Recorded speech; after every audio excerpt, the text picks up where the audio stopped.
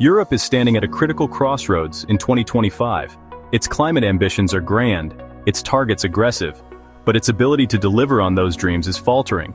And here's the harsh truth. If the EU doesn't make the right choices now, it risks sinking into geopolitical obscurity by 2030.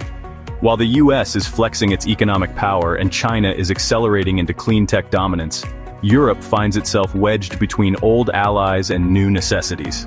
And the one thing that could either make or break its future? Green energy. Please take a moment to like the video and subscribe to the channel. On paper, the EU looks like a climate leader. It is pledged to cut emissions by 55% by 2030, become net zero by 2050, and phase out combustion engines entirely by 2035. Billions are being poured into infrastructure, renewable energy targets, and electric vehicles. But behind the press releases and targets lies a dangerous dependency, because almost everything Europe needs to go green is made in China. Let's break it down. China controls 80% of the world's solar panel production, dominating every step from polysilicon refining to module assembly. It refines 68% of the world's nickel, 73% of cobalt, 100% of spherical graphite, and over 90% of rare earth elements, which are crucial for wind turbines, EV motors, and batteries. Over 65% of global lithium-ion battery production happens in China. And the top 5 battery manufacturers, CATL, BYD, CALB, Gotion, and Eve Energy, are all Chinese. Now consider this. In 2024, Chinese electric vehicle exports surged past 1.2 million units, with nearly 40% headed straight to Europe. Brands like BYD, NIO, XPeng, and even Chinese-owned MG are now beating European automakers on both price and performance. BYD's Dolphin and Seal models are undercutting Volkswagen, Peugeot, and Renault by over 10,000 euros, or about $10,800 in many markets, and with better range and faster charging. European manufacturers? They're losing ground fast. Volkswagen's EV division lost 2.6 billion euros in 2023 alone. Renault's share in the EV market shrunk by 5% in a single year.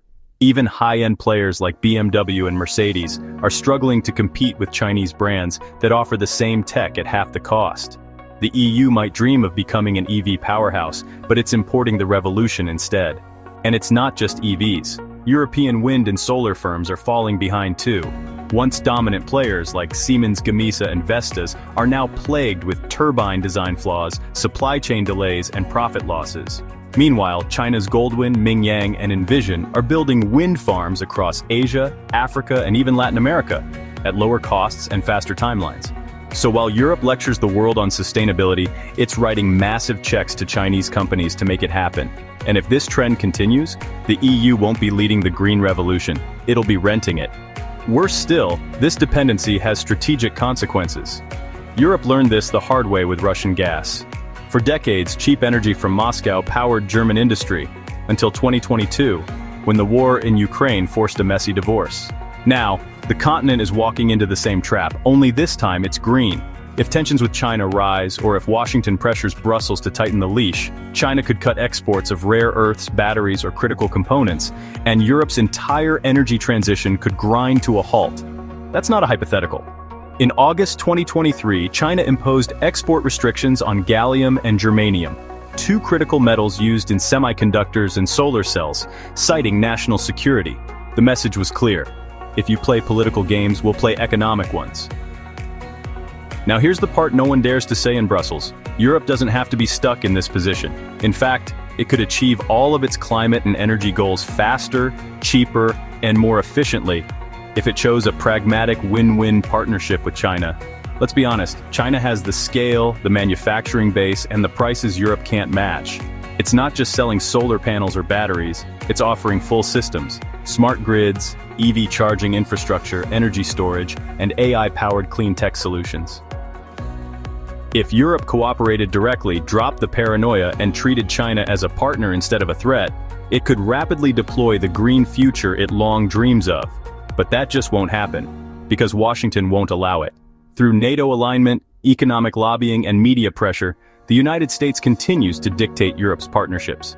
The rhetoric of de-risking is just a polite way of saying, stay away from Beijing. And the EU listens, even when it costs them everything.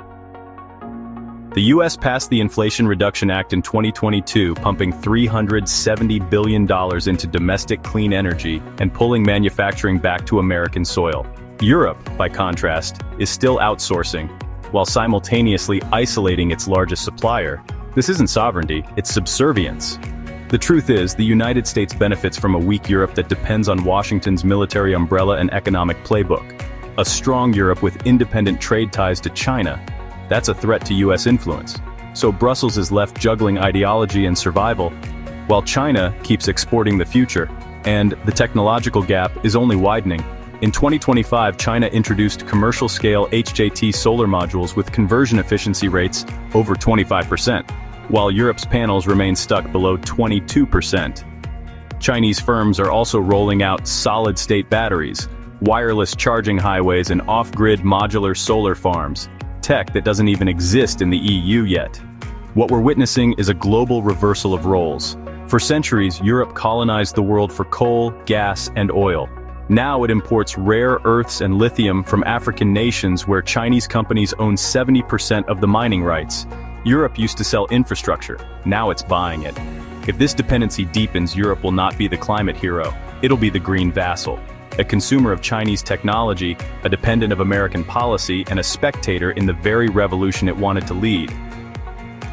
The solution is clear. Europe must cut the leash, embrace pragmatic engagement, and finally admit that interdependence with China is the only realistic path to a green, sovereign future. Climate change doesn't care about politics. If the EU keeps choosing loyalty to Washington over logic, it will miss its targets, lose its industry, and sink into irrelevance by 2030. This isn't about East versus West. This is about survival versus stagnation. And right now, China is building the future, while Europe is debating who it's allowed to buy it from.